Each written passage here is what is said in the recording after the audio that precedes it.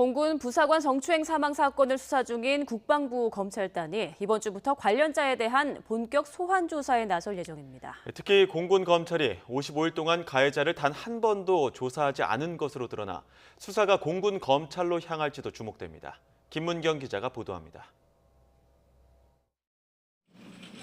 지난 4일 서산 공군부대에 국방부 조사본부 성범죄수사팀이 급파됐습니다. 지난 3월 초 이중사에 대한 성추행 피해가 발생한 그 부대입니다. 조사본부 수사팀은 아직 현지에 머물며 조직적 회유와 은폐 의혹 등 부실 수사 의혹을 집중 조사하고 있습니다. 저희는 이제 크게는 4개의 트랙으로 갈 계획을 갖고 있습니다. 일단 국방부 검찰단에서의 어떤 사건 수사, 추행과 관련된 사건 수사가 있을 거고요. 그다음에 이제 조사본부는 이제 군사경찰에 대한 수사가 진행될 거고.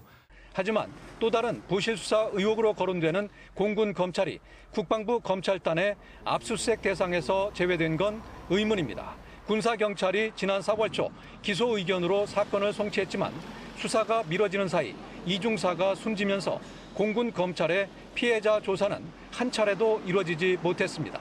이중사는 사건이 군 검찰로 넘어온 뒤인 4월 중순 군 성고충 상담관에게 극단적 선택을 암시하는 문자까지 보냈습니다.